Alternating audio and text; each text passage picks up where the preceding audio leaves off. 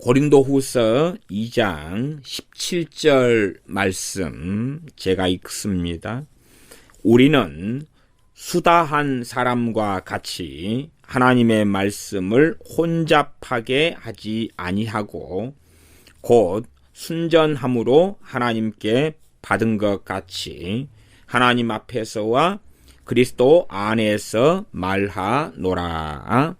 아멘. 고린도전서와 고린도후서의 분량은 신약 시대의 교회들 가운데의 분량에서 그 어느 교회보다 많은 분량을 할애하고 있습니다. 고린도 교회 한 교회에 고린도전서와 후서를 통하여서 아주 많은 말씀을 하고 있다는 것을 일단은 주목해 보셨으면 좋겠습니다. 고린도전서가 16장짜리 성경, 고린도후서가 13장짜리 성경이죠. 그렇게 합치면은 29장이 되어서 사도행전 28장보다도 고린도 교회에 하신 말씀의 양이 더 많아집니다. 고린도 교회는 전형적으로 어느 시대에나 교회가 잘못된 길을 걸어가 왔던 잘못된 일의 모델 모형이 되는 것 같습니다. 다시 말하면 고린도 교회의 타락이나 변질이나 오염은 누룩이 들어가서 작은 누룩이 온 떡덩이에 퍼지는 것처럼 그런 과정과 여정을 겪었습니다. 그래서 제가 사탄의 전략 지난번 두 번째 시간에 했던 것도 고린도후서 6장에 너희는 믿지 않는 자와 같이 멍에를 매지 말라.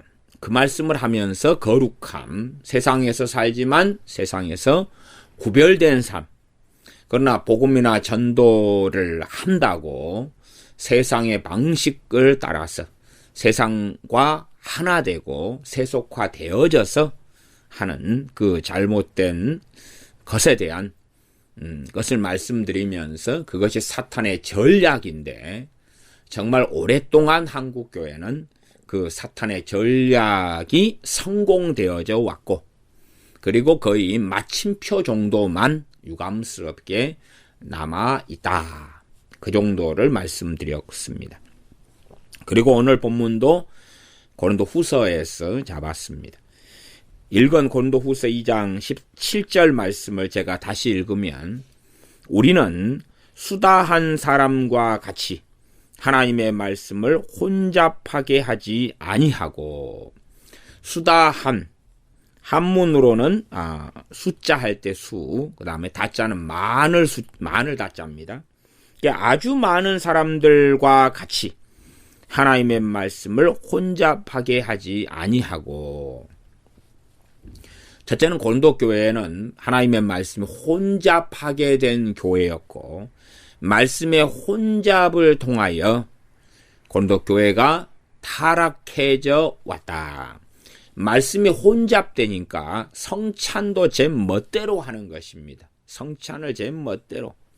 성찬에서 욕심과 탐욕을 부리며 아무렇게나 하며 주님께서 제정한 거룩한 의식을 세속화시켜서 행하고 그렇게 주님께서 제정하신 성찬을 세속화시켜서 행하지만 사람들 눈에서는 보기 좋고 아름다운 모습이 나타날 수도 있겠습니다.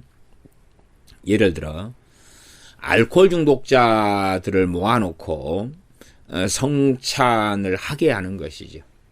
물론 그럴 수 있습니다. 그러나 잘못된 성찬을 행하면서 보아봐라 성찬을 통한 사랑을 이렇게 행하고 있노라 하고 주장하는 경우도 많다 그 말입니다. 그래서 에큐메니칼 속에 빠진 사람들도 상당히 성찬을 좋아합니다. 왜냐하면 로마 가톨릭이 그들만의 변질시키고 오염시킨 성찬인 미사로서 항상 사용하는 것처럼 그렇게 오염되고 변질돼 버리면서 성찬을 꽤 좋아하게 되어집니다. 그리고 그것을 자신들의 무기로 사용하는 일들은 아주 많습니다. 고린도후서 2장 17절은 수다한 사람과 같이 많은 사람들 같이 하나님의 말씀 혼잡하게 하지 아니했다. 그렇다면 많은 믿는 사람들이 하나님의 말씀을 혼잡케 해왔다. 그런 말씀이죠. 많은 사람들이, 많은 주의 종들이, 많은 선교사들이, 많은 목회자들이, 많은 성도들이, 많은 교회, 장로, 집사, 권사들이 하나님의 말씀을 혼잡해 해왔다. 그러면서 사도 바울은 또한 디모데는 하나님의 말씀을 혼잡하게 하지 아니했다고 말씀합니다. 고린도후서 1장 1절에 그리스도 예수님의 사도된 바울과 및 형제 디모데는 고린도에 있는 하나님의 교회와 또 온 아가야에 있는 모든 교회에게 편지한다. 그러죠. 기본적으로 고린도 교회가 수신인이고 넘어서서 아가야의 모든 교회까지도 고린도 후서의 수신인이 되는 것을 봅니다. 정말 많은 사람들이 하나님의 말씀을 혼잡해 왔습니다. 그리고 교회는 타락해져 왔고, 그래서 사탄의 전략은 하나님의 말씀을 혼잡케 해라 하는 것입니다. 하나님의 말씀을 혼잡케 한 이 사람들이 성령님의 인도하심으로 그랬을 리가 없잖아요. 자신의 유욕을 따라서 마귀의 종이 되어져서 적그리스도가 되어져서 하나님의 참된 종인 것처럼 하나님의 말씀대로 사는 그리스도의 제자인 것처럼 그렇게 해왔다 그 말이죠. 어리석고 무지몽매한 사람들이야 말하지 않겠습니까? 나는 성경을 잘 모른다고.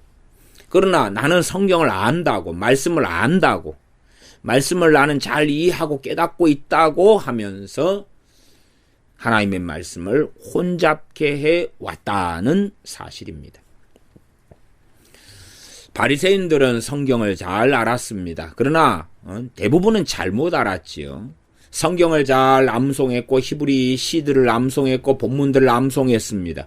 히브리어에 능통하기도 했지요. 그러나 그 바리새인들이 주님을 십자가에 못 박아 죽이는 데 앞장섰습니다. 나아가서 주님께서 부활 승천하신 이후에 복음을 전파하는 것을 통하여 바리새인 중에 일부가 주님을 영접하고 믿게 됩니다. 그리고 그들이 안디옥 교회까지 찾아가서 말씀을 전파하면서 할례를 받아야 한다고, 또한 성경의 절기들을 지켜야 한다고 가르친다 그 말입니다. 말씀을 혼잡케 하는 일을 계속 수행해 왔던 것입니다. 17절 하반절에 곧 순전함으로 하나님께 받은 것 같이 하나님 앞에서와 그리스도 안에서 말하노라. 2장 17절만이 아니라 고린도후서 4장 2절에도 이런 말씀이 있습니다.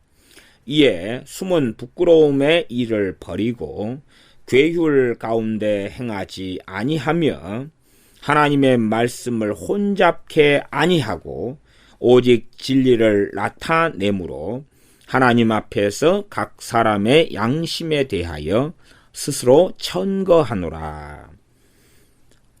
4장 2절 중간에가 하나님의 말씀을 혼잡케 아니하고 그렇게 말씀하죠. 사탄의 전략은 첫째는 주의 종들을 통하여 말씀을 혼잡케 해라. 교인들로 하여금 말씀을 혼잡케 해라. 그래서 이 큐티가 바르게 쓰이는 것이 있고 잘못 쓰이는 것이 있는데 한국 교회의 큐티는 유감스럽게도 대다수가 잘못된 길을 걸어가 왔다고 제가 큐티를 통한 미혹 등에서 설교해 오기도 했습니다. 대부분의 큐티는 뭐냐 하면 어떤 권위가 없습니다. 어떤 권위자가 없어요.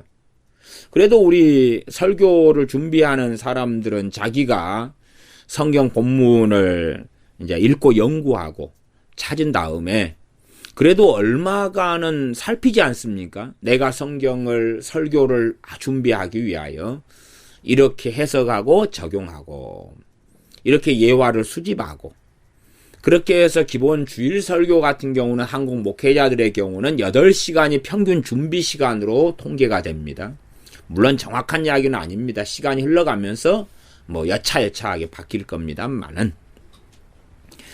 그러면 그렇게 주일 설교를 8시간을 준비를 하면서 목회자들이 또 신학교를 나온 이들이 성경을 해석하고 적용하면서 고심하지 않습니까?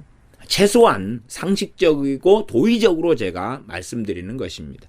성경 해석을 한 다음에 이제 자기 해석만 맹신 맹목적으로 하는 것이 아니라 청교도들은 이 말씀을 어떻게 해석했는가, 또 찰스 스펄전이나 매튜 헨리나 마틴 로이드 존즈나 성경을 이 구절을 어떻게 해석했는가, 종교 개혁자들은 어떻게 해석했는가, 아니면 좋은 주석들을 선별하여 보면서 이 주석가들은 이 본문을 어떻게 해석했는가, 그리고 혹여 내가 해석했을 때에 이 성경의 본문에서 내가 다시 살폈어야 될 히브리어나 헬라어 원어가 혹시 있지 않았는가, 그리고 원어하고 이 번역 성경은 그래도 동일하다고 말할 수 있는가 하는 많은 것들을 살핀다 그 말입니다.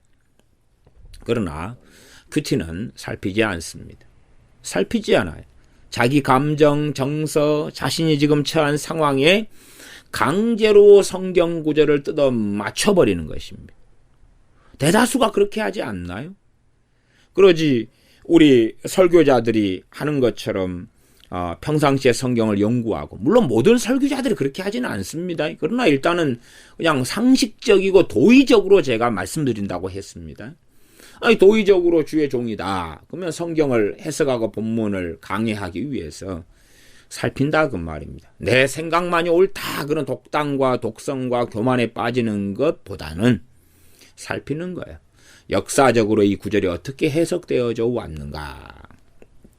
물론 자유주의적인 성경 해석과 신학을 가진 사람은 그들이 추종하는 목회자들을 찾아서 그렇게 할 것이고, 그러나 보수적인 이 하나님의 자녀들은 보수 신학자들이나 또한 말씀대로 살아오기를 원하는 경건한 하나님의 사람들이나 청교도들 등을 참조하여서 하나님의 말씀의 해석이 내가 바른가, 혹시 오류가 있는가, 문제가 있는가를 살필 거다 그 말입니다.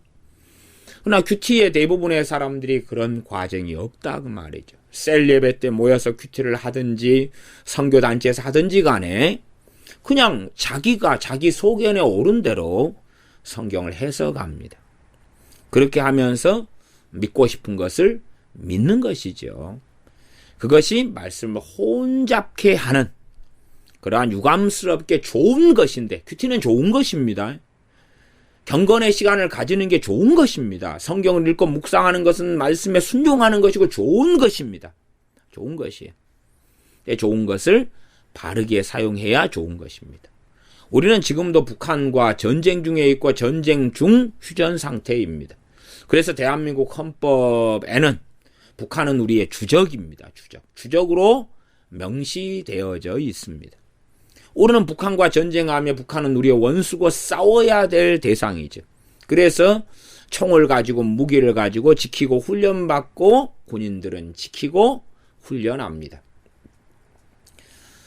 그런데 잘못 어리석게 되어져서, 그래서 이 하나님의 말씀을 혼잡케 하는 이 어리석은 종들이 되어진다면, 그렇다면 사탄의 하수인이 될 수밖에는 없는 것입니다. 말씀을 혼잡케 하는 많은 일들이 있습니다. 전쟁할 때 제가 앞에서 또 나라를 지키기 위해 총이 중요하다 그랬죠. 그러나 총을 잘못 사용해서 사람을 죽이고 학살하는 데 쓴다면 좋은 것이나, 지금 대한민국 상황에서는 총이나 무기는 중요하고 좋은 것입니다. 그러나 잘못 사용할 수가 있는 거예요. 그런 것처럼 큐티라는 좋은 것을 잘못 사용하게 된다. 좋은 것이 그냥 좋은 걸로 끝나지 않는다 그 말이에요. 돈은 중요하고 좋은 것입니다. 그러죠? 그러나 심각하게 돈을 사랑함으로 죄악 속에 쉽게 빠져들어갑니다.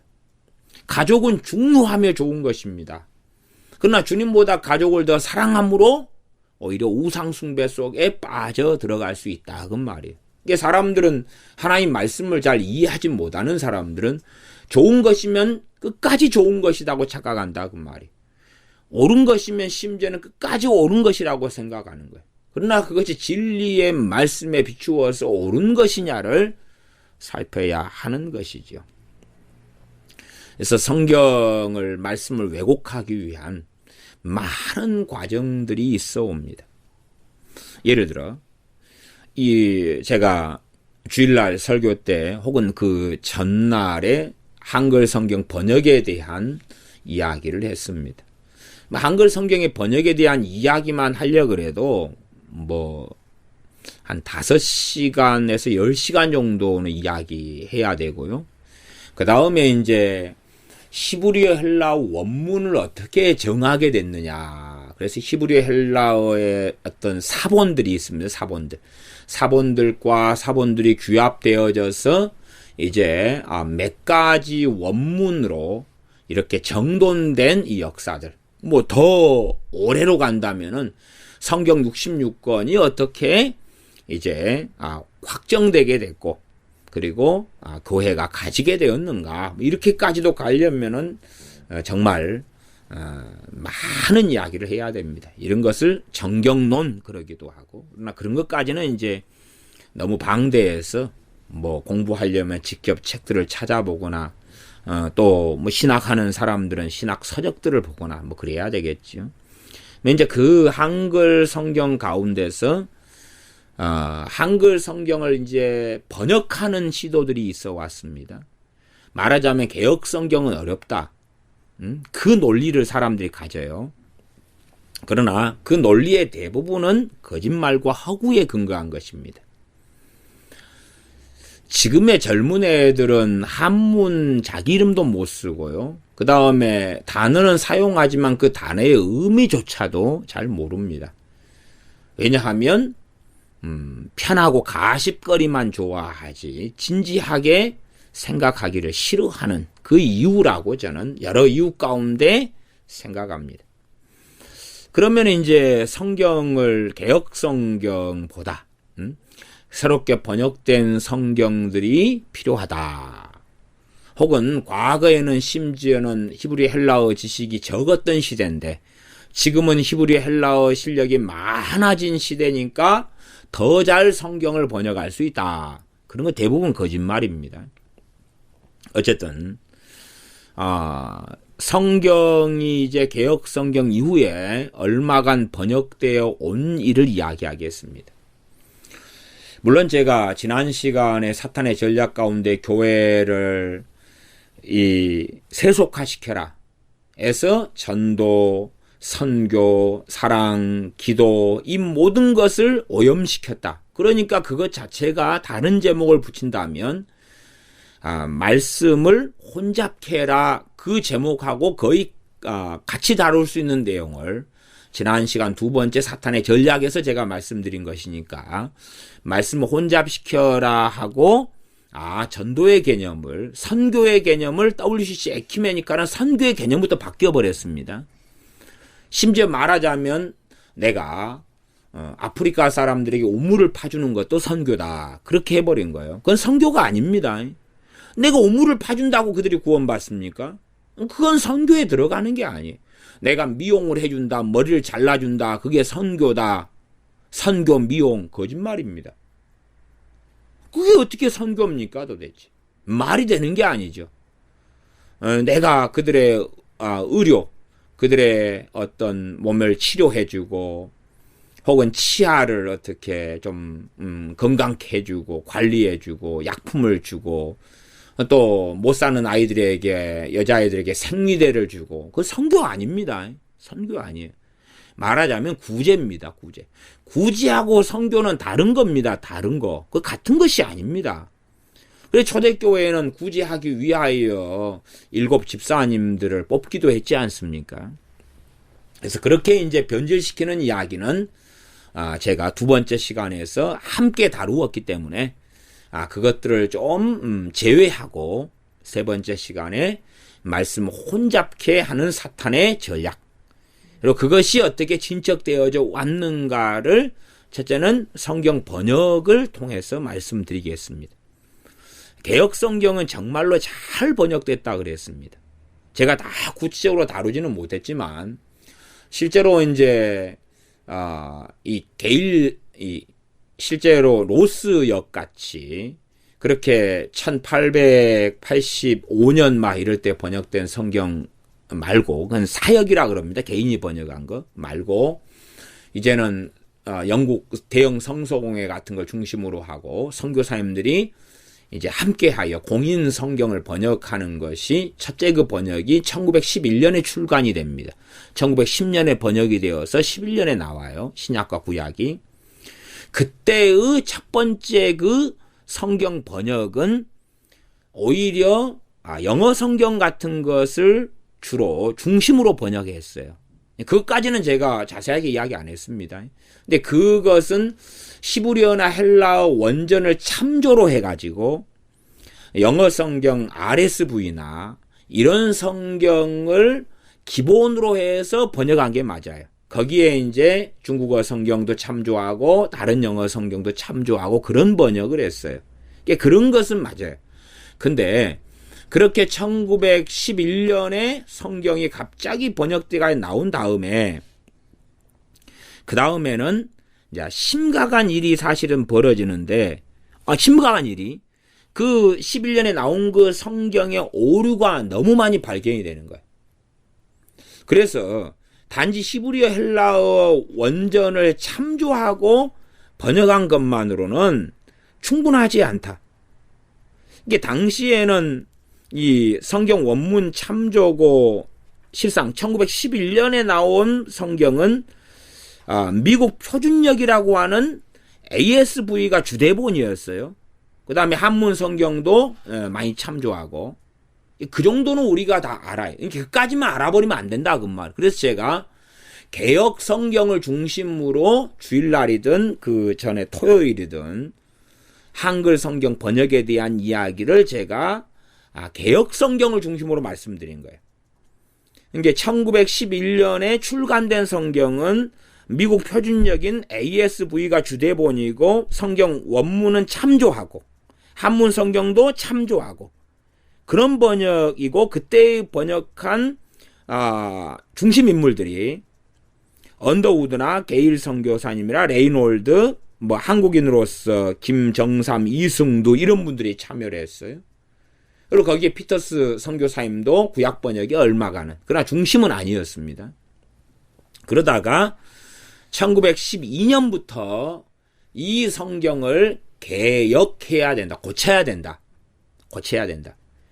이제 원문을 히브리어 헬라어를 원문으로 하고 재번역하는 거죠.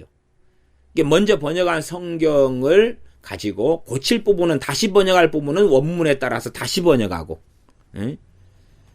그리고 바꿀 부분은 바꾸고, 고칠 부분은 고치고, 그대로 놔둘 부분은 놔도 된다 하는 부분은 놔둬도 되고, 그렇게 해서 1912년부터 1937년까지 그렇게 거의 24년 5년의 시간을 들여가지고 1938년에 이제 개역 성경이 완성이 되는 거예요.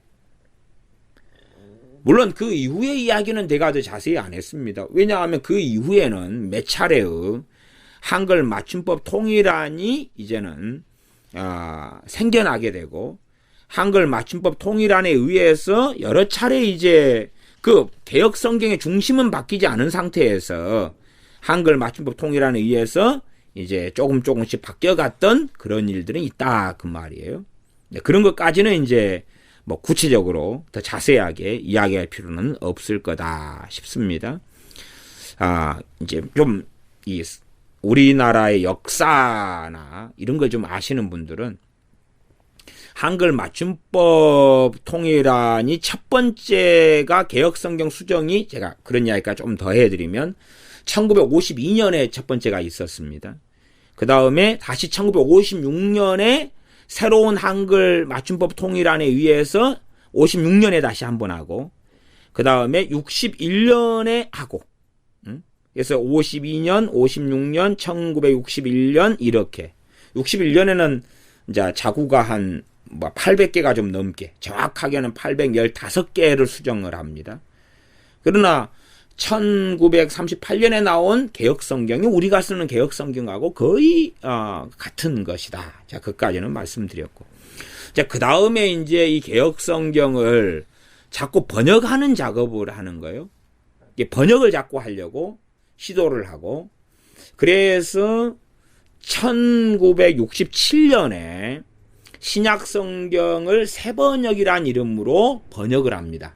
신약 전서 새번역, 이렇게 1967년에 번역을 해요. 새롭게. 그 이유가 뭐냐? 그러면 젊은 사람들은 개혁성경, 고어체로 된 이 성경을 잘 이해할 수 없기 때문에 현대어로 번역해야 되겠다. 그래가지고 번역합니다. 근데 아셔야 됩니다. 그 번역도 성경을, 말씀을 혼잡케 하라는 유감스럽게도 사단의 역사 속에 들어가서 행한 것이 되어졌습니다. 이게 이 한글 성경의 번역 역사를 아시는 분들은 그때 그 성경이 지금은 강단용이 되지도 않았고, 그 다음에 한국교회의 전체의 지지도 받지 못했다는 걸 압니다. 왜 그러냐 그러면 그 1967년에 번역했던 그 성경을 번역한 중심 인물들이 자유주의 신학자들이었거든요. 그 자유주의 신학자들, 좀 좋은 말로 하면 진보적 신학자들, 그렇게 말하죠. 자유주의자들이에요.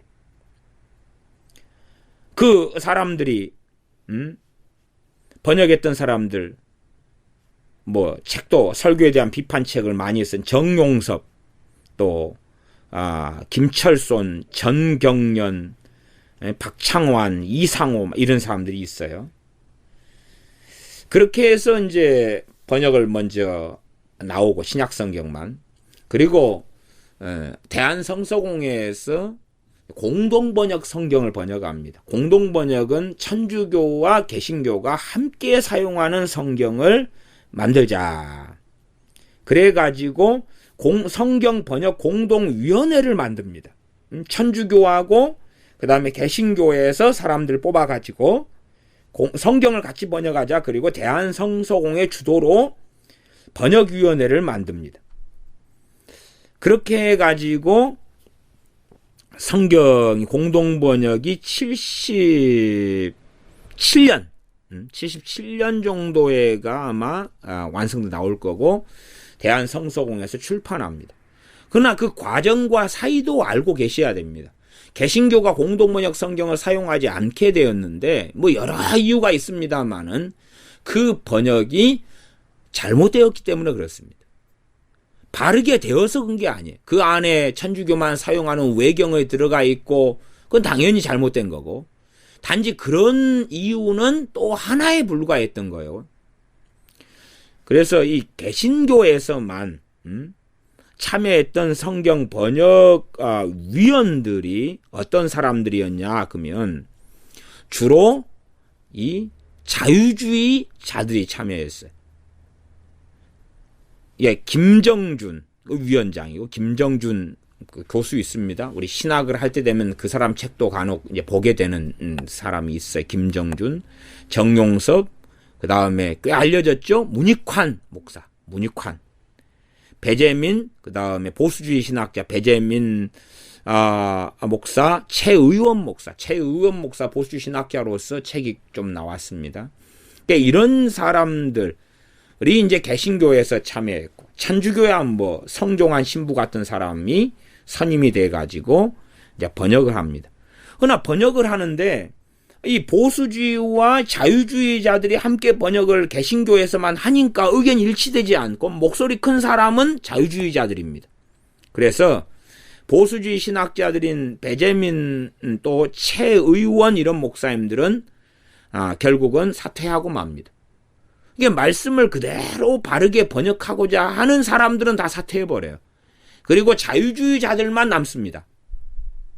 그리고 그 사람들하고 천주교하고 사바사바 해가지고, 그리고 공동번역을 중심으로 번역한 개신교의 대표라고 하는 사람이 문익환 목사가 됩니다. 그렇게 해서 천주교 측 성종한 신부 두 사람이 다 맡아가지고 그냥 3년 동안에 사바사바 해가지고, 그래서 신약을 번역하고, 그다음 구약까지 번역하는 데는 또 6년이 더 걸리고 그렇게 한 전체 시간으로는 10여 년 가까이 걸리는 것 같습니다. 그렇게 해서 나온 것이 대한성서공회에서 나온 공동번역 성경입니다. 그러니까 이 공동번역 성경에는 너무나 오류가 문제가 많습니다.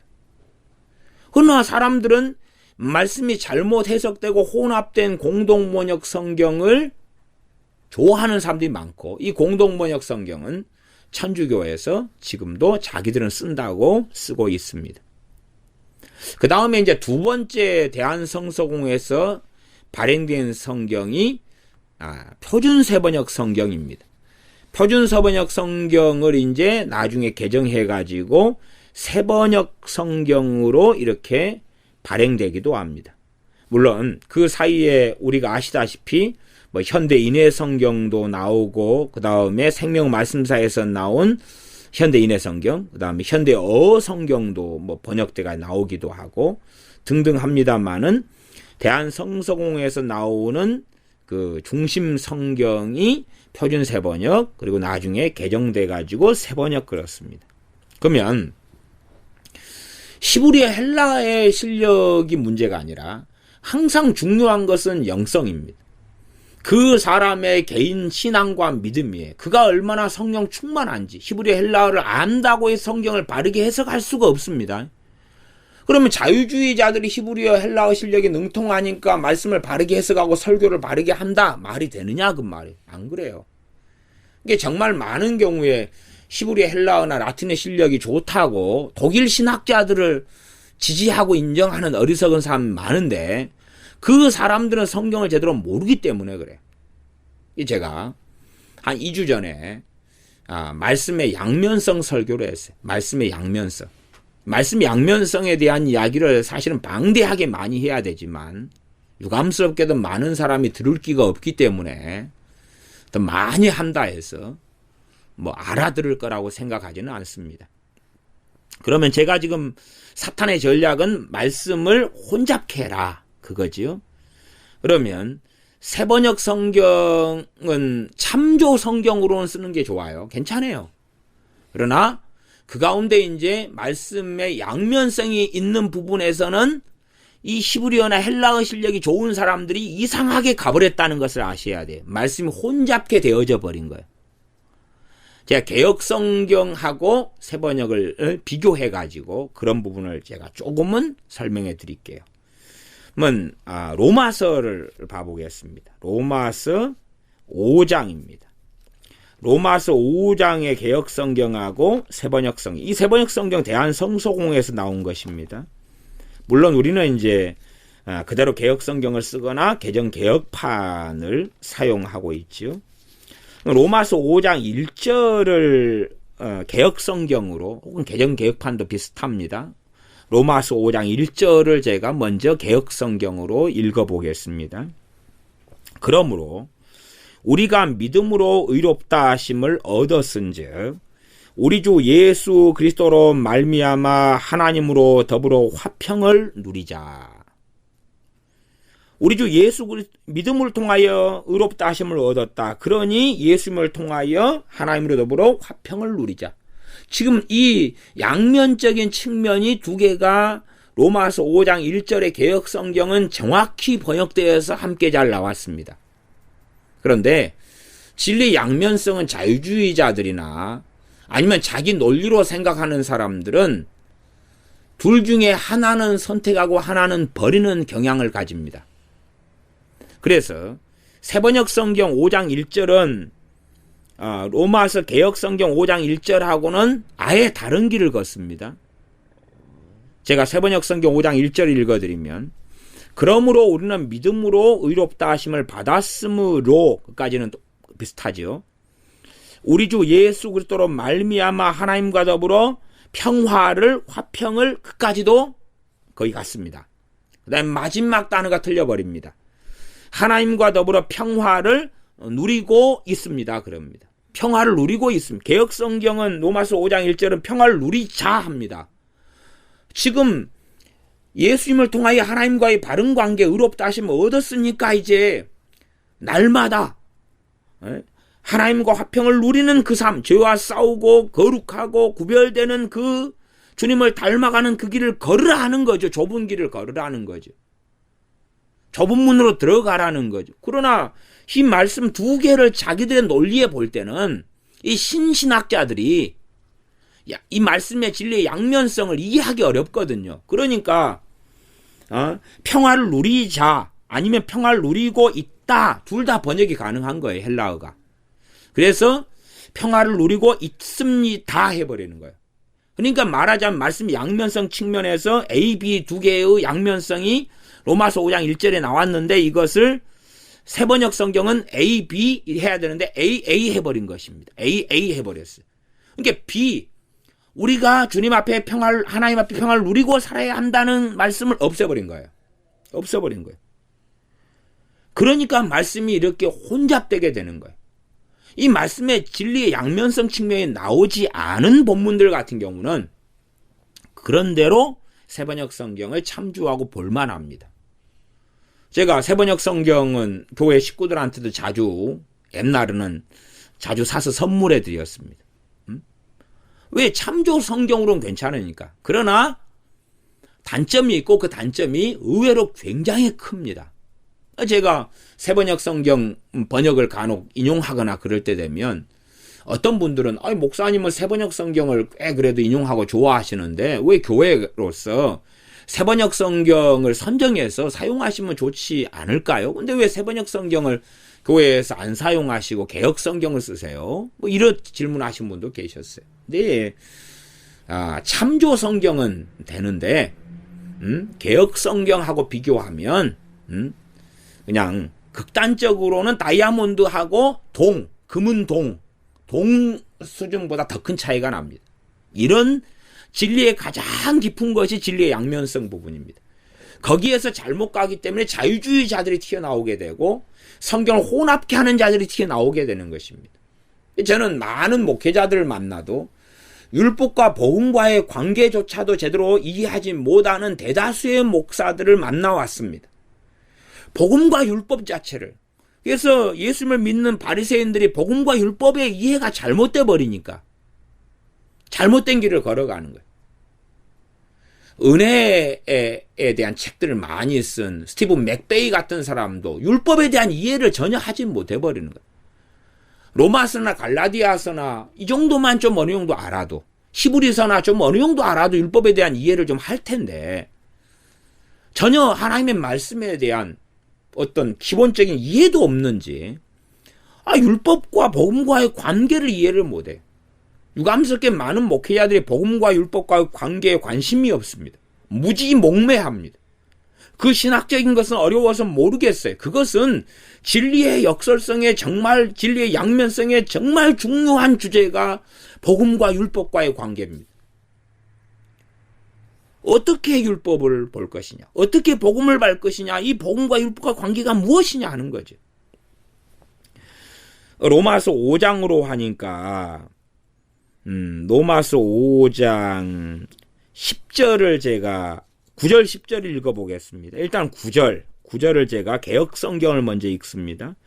그러면 이제 우리가 그 피로 인하여 의롭다 하심을 얻었은즉, 그 피로 인하여 의롭다 하심을 얻었은즉, 이건 이제 우리가 복음이죠, 복음.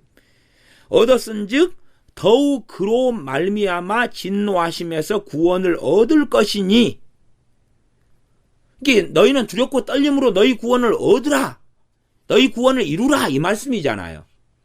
로마서 5장 9절 하반절이 그렇습니다.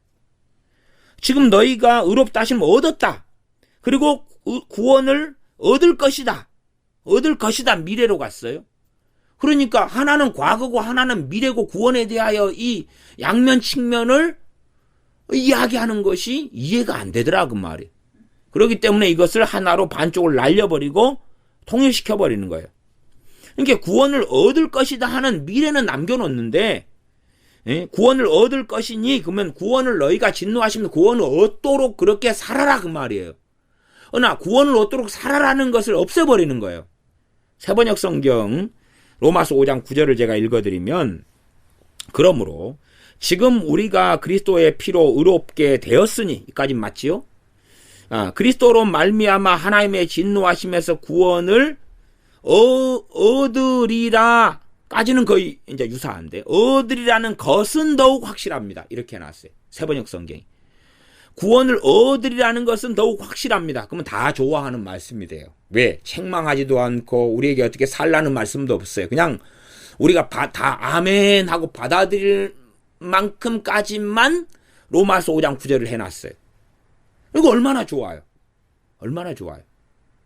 그래서 이런 논리적인 자기들의 이해, 전반절과 후반절이 양면성을 가지고 역설성을 가지고 말씀하는데, 너희가 구원을 받았으니까 하나님 앞에서 이제는 하나님의 자녀답게 살아라, 그런 건데, 너희가 구원을 받았으니까 너희들은 하나님의 자녀다, 이렇게 해버리는 거예요. 그러니까 이게 말씀이 혼잡하게 돼버린 거예요. 그런 것이 제가 로마서 5장에서 몇 구절의 세번역 성경만 읽어드리지만, 공동번역은 더 기가 차고 매가 차고 순서가 칼을 차고 거저 깡통을 차고, 세번역도 그게 무진장 많습니다. 그러나 어리석은 사람 눈에는 그것이 안 보여요. 오히려 개역성경하고 세번역을 비교하다가 아이고 세번역이 더 은혜가 됩니다, 그렇게 말하는 사람들이 많아요. 아니 좀 어려워서 요즘 현대적인 번역으로서 이해가 되어서 은혜가 되는 건 있어요. 좋아요. 그러나 그것이 아니라 한쪽 측면의 진리를 버려버린 채 자기가 달고 달콤하고 좋게 보여서 은혜를 받는다는 것은 전혀 다른 이야기예요. 로마서 5장 10절 개역성경으로 제가 읽어보면, 곧 우리가 원수 되었을 때, 곧 그 말은 9절과 10절이 지금 대등하게 연결 지어져서 말씀하고 있다는 것을 알 수가 있는 거지요. 곧 우리가 원수 되었을 때에 그 아들의 죽으심으로 말미암아 하나님으로 더불어 화목되었은즉 화목된 자로서는 더욱 그의 살으심을 인하여 구원을 얻을 것이니라. 그죠? 구원을 얻을 것이니라. 화목된 자로서는 구원을 얻을 것이니라. 그거죠. 그러니까 그건 명령을 하고 계시는 거예요, 본질적으로. 근데 로마서 5장 10절에 가면 우리가 하나님의 원수일 때에도, 지금 세번역입니다. 세번역 로마서 5장 10절.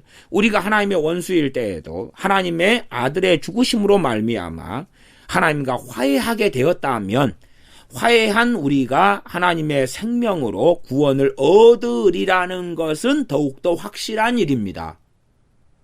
이게 지금 구원을 더 얻을 것이니라, 그리고 우리에게 권면하고 명령하고 있는 말씀은 사라져버렸어요 지금. 그래서 구원을 우리가 화해하게 되었기 때문에 더 확실하게 구원을 얻으리라는 것이 더 확실합니다. 얼마나 확실합니까? 그래서 진리의 양면성 가운데 한 면만 살려놓고 뒤에는 A, B를 뒤에는 A, B, 상반절, 하반절에서 A, B가 진리 양면성인데, 이 한 구절에가 로마서 5장 10절이나 9절이나 로마서 5장 1절로 한다면 A, B 이래야 되는데 B를 A로 고쳐버린 거예요. B를 A의 논리에 맞춰서 B로 끌고 가버린 것입니다. 그래서 A, B 돼야 되는데 A, A 돼버린 거예요. A, A 돼버린 거예요. 그러한 것이 아주 많은 거죠. 이것이 말씀을 혼잡케 하는 것입니다. 이런 말씀의 혼잡은 이런 성경 번역에도 어마어마하게 생겨서, 유진 피터슨 같은 경우는 메시지 성경을 번역하죠. 그리고 아예 완전히 혼잡케 해버립니다. 그러나 유진 피터슨 성경이 그렇게 불티나게 메시지 성경이 팔려왔는데, 왜 팔려오냐 그러면 보암직하고 먹음직스럽고 보기 좋은 떡들이 그 안에 많이 있었으니까 그렇습니다. 성경을 새로 번역했다고 하는데 성경이 아닌 거예요. 그러나 성경의 많은 부분을 그 안에 담고 있죠. 성경의 대다수를 그 안에 담고 있어요. 그러나 많은 것이 왜곡되고 성경에 없는 이야기를 설교의 양상을 비추어서 섞어버린 거죠. 그래서 메시지 그러지만 그렇게 해서 성경을 이제 혼합하는 방식으로 계속하여 걸어가는 거죠. 그것을 목회자들이 무식해서 인식하지 않습니다. 목회자들이 무식해서 첫째는 말씀이 어떻게 혼합시키는 사탄의 역사가 성경 번역에서 주도적으로 일어나고, 그리고 끌고 가는지를 이해하지 않습니다. 뭐 극단적으로는 말씀 보존학회 같은 그 킹제임스 버전만 완전하고 온전한 성경이다 그러면서 성경의 베레벨 사본 원본 이야기를 꺼내면서 왜 대부분의 사람들이 이해하지 못하는 이야기니까 우리가 너희들이 모르는 것을 알려주겠다 하면서 어느 사본이 옳은데 어느 걸 썼다 뭐 넷을 알란드판을 어떻게 했는데 어떻게 했다 히브리서 원본이 뭐가 좀 더 맞는데 뭘 썼다라는 그 이상한 이야기를 합니다. 그렇게 하면서 이제 킹제임스 버전만이 진짜 성경이고 뭐 다른 번역 성경들은 오히려 마귀의 성경을 번역하는 것이다. 이런 극단적인 이야기를 하는데 그런 것은 일고의 가치도 없는 이야기입니다. 그런 측면에서 말씀 보존 앞에 같이 킹제임스 버전 극단론자들 그러면서 말씀을 혼합시키는 방식이 있고 근데 그런 것들은 그렇게 많이 위험하지는 않습니다. 왜냐하면 숫자가 적기 때문에 적고 영향력이 그렇게 크질 않습니다. 거기에 걸려 넘어질 사람은 넘어지지만 그러나 정말 말씀을 혼합시키는 많은 방식들이 있어요. 그 중에서 제가 이제 지지난주에 말씀의 양면성, 진리의 양면성, 성경의 양면성을 이야기하는 것. 그 부분도 이제 그 부분이 사실은 제가 볼 때는 이 말씀을 혼합시키는 그 극단에 속하는 거예요. 그러니까 고린도 교회로 한다면 고린도 교회 복음, 모든 사람을 구원하시는 그 큰 은혜가 나타났고 그리고 부르시는 모든 자를 하나님의 자녀로 맞아주시는 복음의 역사, 모든 죄를 용서해 주시는 하나님의 역사. 그래서 고린도 교회는 사람들이 많아졌어요. 복음을 통하여. 그러나 하나님의 자녀로서 어떻게 살아야 하느냐 하는 부분은 제대로 가르쳐지지 않아요. 그러니까 이제 세상 사람들을 끌고 들어와가지고 세상 사람들이 고린도 교회 안에 가득 있어요. 그리고 세례도 받아요. 예수님도 영접했다 그래요. 그러나 하나님의 말씀대로 살아가지를 않아요. 시기하고 질투하고 싸우고 법적 분쟁하고 간음하고 별음행하고 온갖 일, 우상 숭배하고 성찬을 범벅으로 만들고 그래도 자기들이 좋아하는 복음적으로는 문제가 없다 그 말이에요. 말씀을 혼합시켜버린 거예요. 그러한 교회가 된 것처럼 교회들을 사탄은 그렇게 혼합시켜버린 교회가 되기를 원하는 거거든요. 그래서 처음부터 로마 카톨릭이 바로 등장하는 게 아닙니다. 바로 천주교가 바로 등장한 게 아니에요. 야금야금 혼합시켜 갔던 것입니다. 적은 누룩이 온 떡덩이에 퍼지는 것처럼 야금야금 되어져 가가지고 결국 어느 때 보니까 마리아상을 세워놓고 무릎 꿇고 기도하고 있는 거예요. 어느 때 보니까 마리아 창가를 부르고 있는 거. 어느 때 보니까 마리아는 동정녀였고 요셉과 결혼도 안 했다고 그러는 거예요. 그 다음에 요셉과 결혼해서 애도 안 낳았다는 거예요. 그 다음에 죄가 없이 잉태되었고 그리고 죄가 없이 살다가 승천했다는 거예요. 그 다음에 성상이 하나씩 들어오고 천사상을 짓고 세우고 성인에게 기도하고 있고 처음부터 그렇게 지금 로마 카톨릭이 하는 식으로 그랬다면 이 교회는 받아들이지 않았을 거예요. 그러나 조금씩 지금쯤 와서는 WCC나 에큐메니칼이 굉장히 잘못된 것을 많이 드러내고 있습니다. 그러나 처음에 할 때는 에큐메니칼이 그렇게 잘못된 것을 별로 드러내지 않았어요. WCC가. 그러니까 받아들이는 거죠. 이 누룩이 조금 들어가 있는데 그 정도 보이는데 이게 뭘 문제야. 그리고 이 한국에는 한경직 목사님을 중심으로 해가지고 장로교가 절반으로 나눠지죠. 박형용 보수주의 박형용 목사님을 따른 사람 절반, 한경직 목사님을 따른 사람 절반에서 한 1955년 이때부터는 갈라졌어. 결국은 1960년부터는 통합과 합동으로 장로교가 두 쪽이 나죠. 그렇게 처음에는 보암직하고 먹음직스럽고 큰 문제가 없었다고 말이에요. 그리고 야금 번져가는 거예요. 야금. 사람들이 동의할 만한 이야기를 해야지, 받아들일 만한 이야기를 해야지 되는 거 아니에요. 부흥 좋아요. 그러니까 부흥은 좋아요. 부흥을 다 기도해 왔죠. 한국교회도 오랜 세월 동안 부흥을 기도해 왔습니다. 그런데 이제 이 부흥 안에 자기들의 열망, 자기들의 욕심, 자기들의 탐욕을 섞어버리는 거예요. 섞어버리는 거예요. 기도 얼마나 중요합니까? 그 기도 안에 자기들의 욕심, 열망을 섞어버리는 거예요. 그리고 기도를 하는 거예요. 마치 성경이 그렇게 되어져 있는 것처럼 그렇게 섞어버리는 거예요. 그렇게 해서 점점점 짬뽕을 시켜버리는 거죠. 우리가 아시다시피 교회, 그 다음에 예배당, 예배당보다는 성전이란 말을 쓰잖아요. 그래가지고 지금 우리가 예배드리는 이 예배드리는 건물 자체를 성전으로 만들어버리는 거죠. 이게 말씀을 혼합시켰잖아요. 가장 그냥 좀 바보 아니면 알 수 있는 그러한 말씀 혼합. 예배당을 성전이라 그런다. 거기서 말하는 성전은 성경이 말하는 성전은 두 가지밖에 없습니다. 하나는 성막으로 이어지는 솔로몬 성전, 스룹바벨 성전, 그 다음에 헤롯 성전 그 정도, 그치요? 그 이어지는 연속선상에서 성막 성전. 그 다음에 신약에서 하는 성전은 예수님의 사람들, 하나님의 백성인 성령님이 거하시는 전인 성전. 말하자면 무형교회죠. 무형교회. 예수를 믿는 그 사람이 바로 성전이라는 거죠. 크게는 이 두 가지 개념밖에 없어요. 그런데 뚱딴지같이 예루살렘에 있는 성전을 우리 동네에 우리가 예배드리는 장소로서의 건물을 짓는 건데 그것을 성전이라고 바꿔버리는 거예요.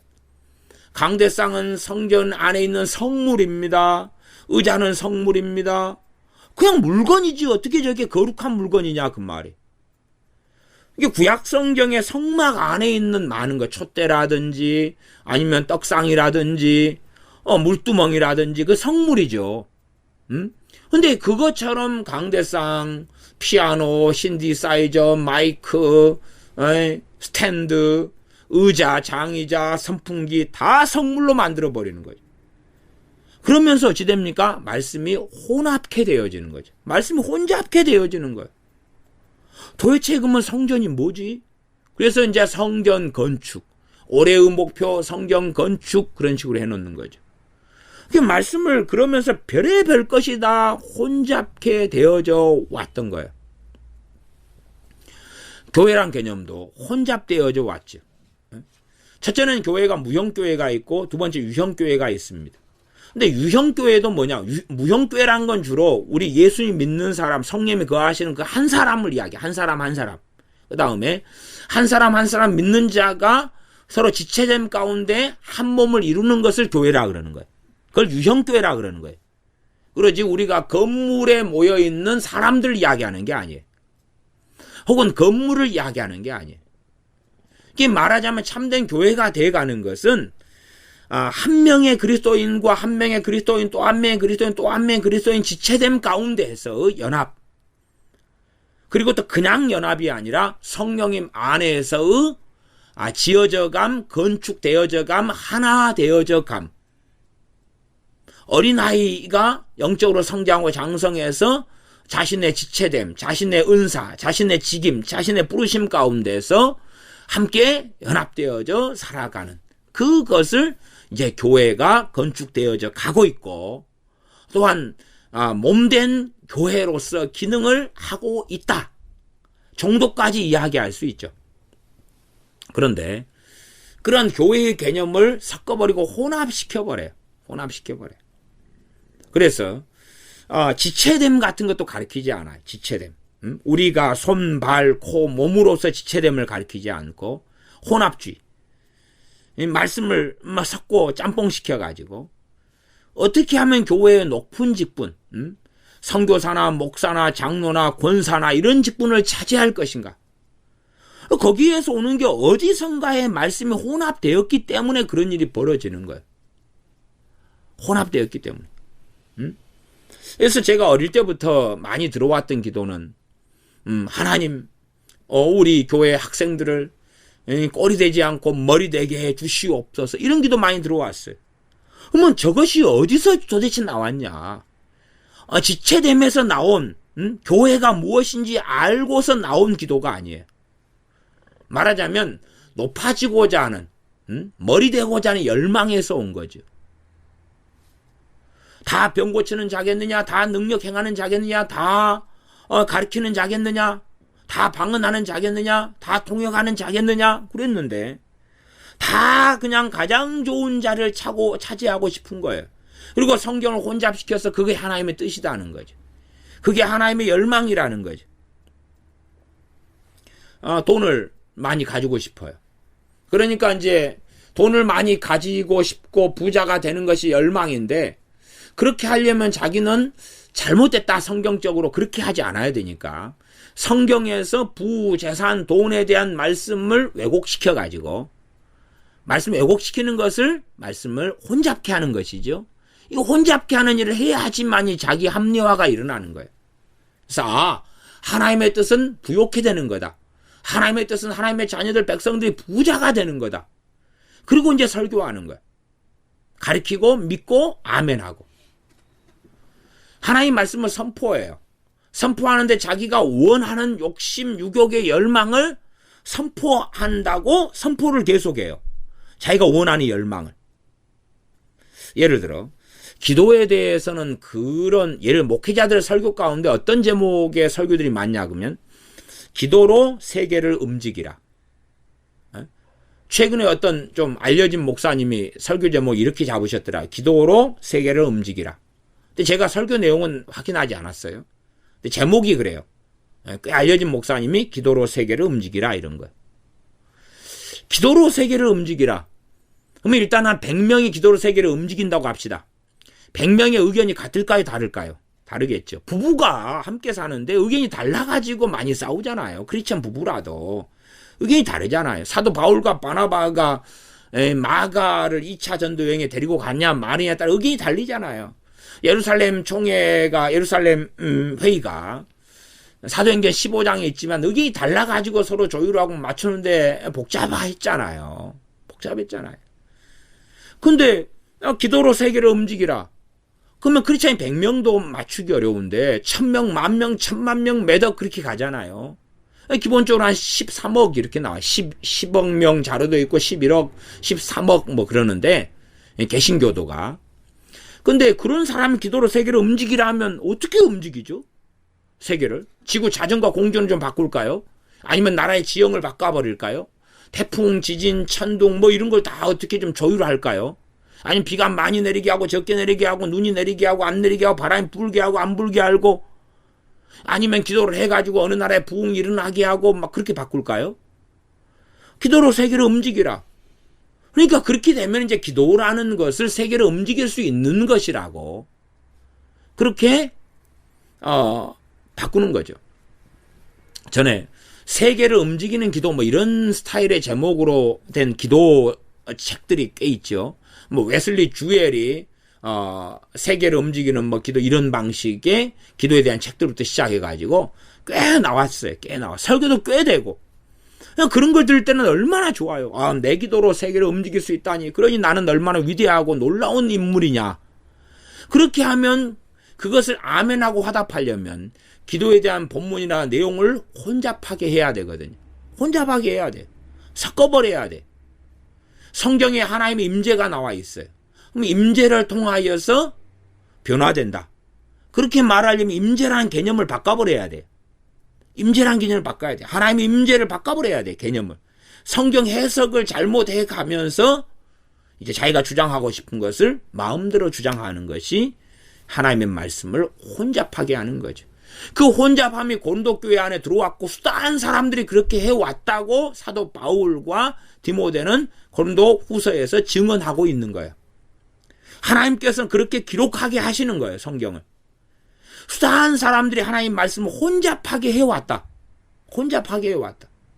고린도 교회 안에 말씀을 가르치는 사람들이나 전하는 사람들이나 이런 사람들이 말씀을 혼잡하게 했기 때문에 고린도 교회가 그렇게 엉망이 되어버린 거죠.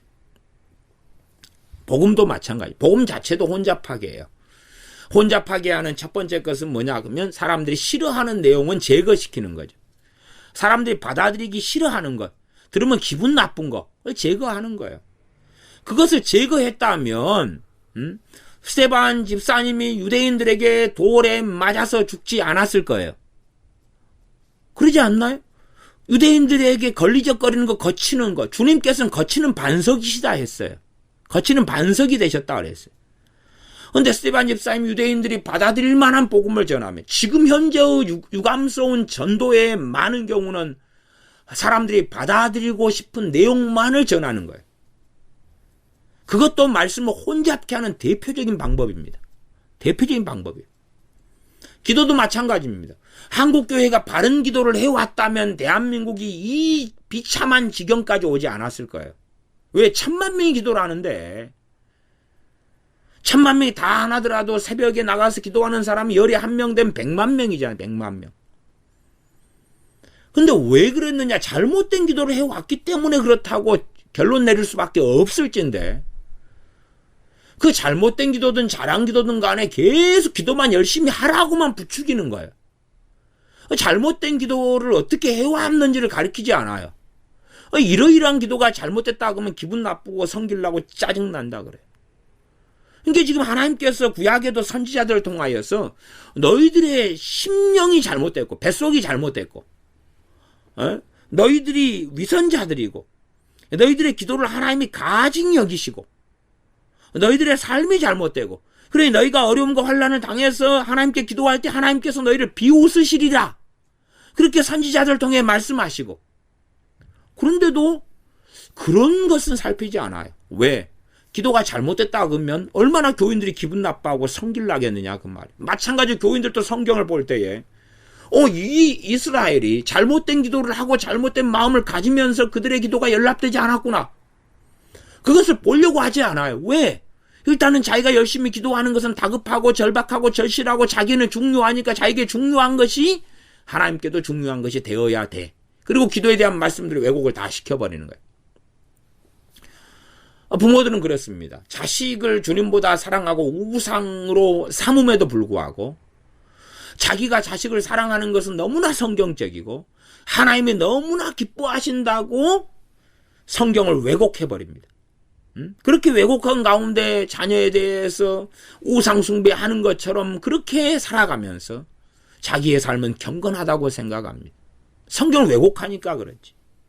선교란 개념을 왜곡하고 전도를 왜곡하고 사랑을 왜곡하고 평화를 왜곡하고 섬김을 왜곡하고 구제를 왜곡하고 산상수훈에 주님께서 이 사람들에게 구제에 대하여 어떻게 해야 된다. 바리새인들의 기도는 시장 어귀에 서가지고 기도한다. 그들은 기도를 왜곡한 거잖아요. 이 주님께서 바르게 기도는 그렇게 하는 게 아니야. 라고 골방에 들어가 기도하라 등등을 통해서 바로잡는 말씀을 전했어요. 그들이 받아들였겠느냐 그 말이. 구제, 그들의 금시 등등을 말씀하셨어요. 자신들이 왜곡되면서도 위선자로 살아가고 사람에게 인정받으려고 칭찬받으려고 그렇게 행하면서도 자신들의 구제, 기도, 금식 등등은 바르다. 자신들의 맹세는 바르다. 우리 하나님 앞에서 하나님을 걸고 맹세하고 서원하고 있다. 그러나 너희들의 맹세는 잘못되었다. 도무지 맹세하지 말지니. 그러니까 자신들의 것은 옳다고 하면서 유대인들은 했던 것처럼 유감스럽게 한국 교인들의 대다수가 성경을 왜곡하고 진리를 왜곡한 채 자기가 하는 것은 옳고 바르다고 말씀을 혼잡케 하는 속에 살아가고 있습니다.